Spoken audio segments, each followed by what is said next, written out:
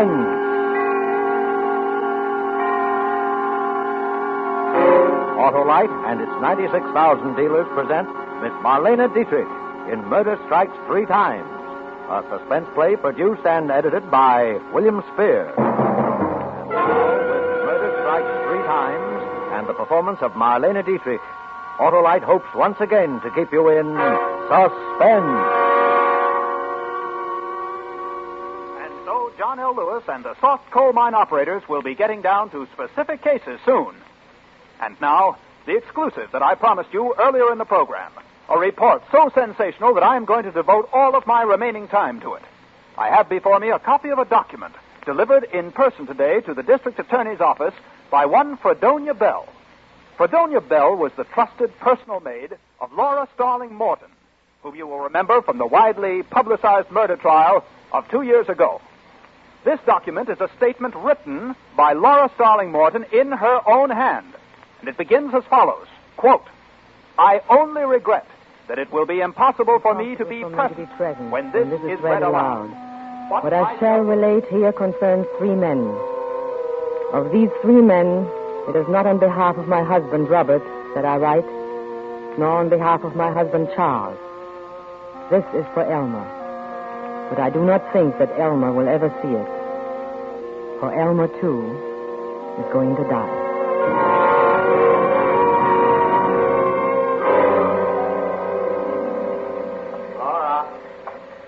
Laura, Yes, Robert? where's my electric razor? In the medicine cabinet where it always is. Oh. Well, Robert, I wish you wouldn't shave while you're in the bathtub that way. What's the difference where I shave? I like to shave in the bathtub. I just don't like to see you meddling with electricity while you're in there. You might get a shock or something. Oh, sure. Mrs. Thomas Edison. All right, go ahead. I don't care. I like to shave in the bathtub. I'm relaxed in the bathtub. I read in the bathtub. I think in the bathtub. I'm not going to change my habits for you. I know, dear. I suppose that is a lot to expect. Oh, for heaven's sake. Why can't you understand? Robert! Robert!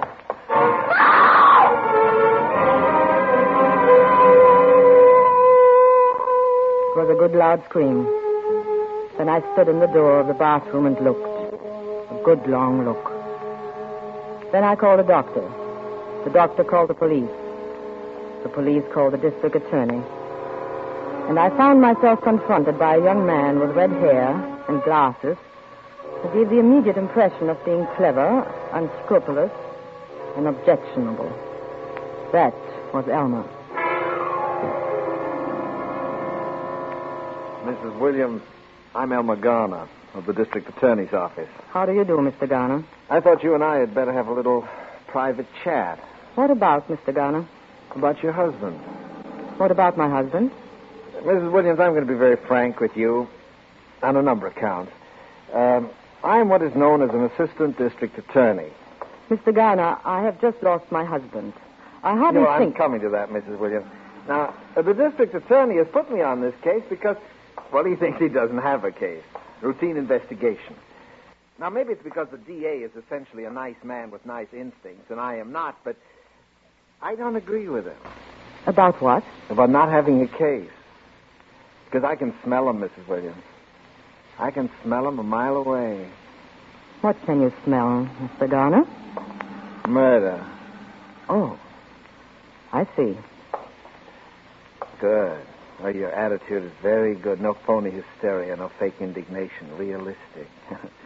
Oh, I like that. I'm that way myself. Mr. Garner, I'm trying my best to maintain my composure under trying circumstances. I must say your extraordinary insinuation does not make it any easier. Now, look. I know you killed him. And you know that I know you killed him. Mr. Garner. Now, as I said, I was going to be very frank with you, Miss Williams, and I am. On your side of the story is the fact that although I know you killed him, it may be a little difficult to prove that you killed him. Not too difficult, but a little. I should think it might, since it is utterly untrue. Now, let's see what cards I hold. You are a laboratory technician, or you were before you were married, right? Right. And your technical knowledge would have told you that a man using a faulty electrical appliance while sitting in a tub full of water stood an excellent chance of electrocuting himself. I also know that a man firing a bullet into his head would stand an excellent chance of killing himself. The insulation in the cable of that electric razor was frayed. Now, that might have happened through normal wear, but it also might have happened because it was tampered with by you. And then again, as you say, it might not. Would it surprise you to know that we've got your fingerprints all over that razor? It would surprise me more if you hadn't. Or on everything else in the house, for that matter, Mr. Garner. Uh-huh. Oh, you're a very intelligent woman, Mrs. Williams. You're right. It would have looked funny. You were smart not to wipe off those prints. Very smart. Thank you. However, so much for the means. Now, for the motive. We can establish, of course, that you and your husband didn't get along. Unfortunately, you can establish that about many husbands and wives. And that your husband was insured for $50,000 in your favor. And that there's about $50,000 more in community property. And that you inherit, right? Naturally. Well, $100,000 is quite a nice little motive, Mrs. Williams. But it doesn't prove anything, does it, Mr. Garner? It depends on how it's used by the prosecuting attorney. And that's me, you know. I know. Tell me, do you have a lawyer, Mrs. Williams? Not yet. Uh-huh. Oh, you are a very intelligent woman. That would have looked bad, too, if you'd had a lawyer right on tap. But you're going to need a lawyer, you know. So it would appear. All right. How about me? You? Sure, I'm a lawyer. You have just finished telling me that you would be the prosecuting attorney. Well, that's just the point. Why spend a lot of money on a lawyer who probably can't get you off anyway when you can spend it on me and have a sure thing? You see? Yes, I see. All I want is half. $50,000. No. What's the matter, too much? No. Well, look, sister, you don't seem to realize that I'm in a position, depending how I handle this case, either to set you free or to hang you. That, Mr. Garner, is where we disagree. You mean you're willing to gamble if I can't do it? If you wish to put it that way... All right. But $50,000 will look cheap. Cheap! When they slip that noose around your neck.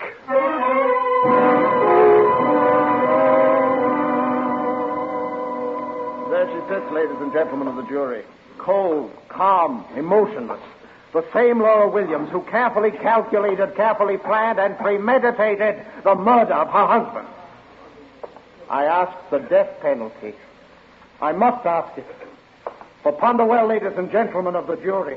If you set her free, believe me, this will not be the last accident to mark the bloody trail through life of Laura Williams. And when that accident occurs, when the next victim is struck down, his innocent blood will be upon your hands.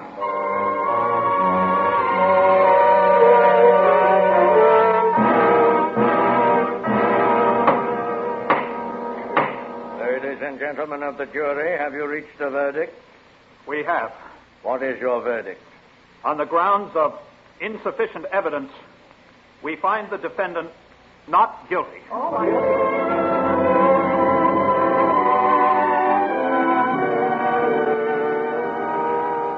Mrs. Williams, I guess the sporting thing to say is congratulations.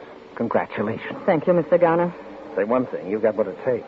The jury was evenly divided that whole first day. Did you know that? Yes, I knew it. Yes, I wasn't too far wrong at that, was I? Just far enough, Mr. Garner. So listen again, just as a sporting proposition, tell me. Did you... Did I what? Oh, come on, we're alone here anyway. It doesn't matter because you can't be tried twice for the same thing. You know that, don't you? Yes, I know it. Well, did you? Yes. You cheap, contemptible blackmailer, yes. I killed him. How do you like that? I killed him.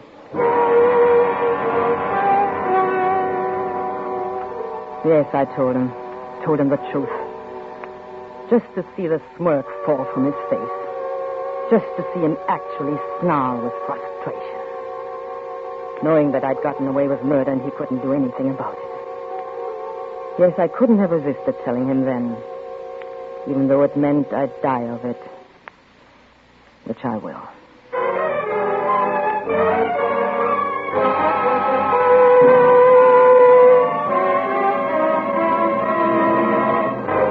Autolite is bringing you Marlene Dietrich in Murder Strikes 3 Times.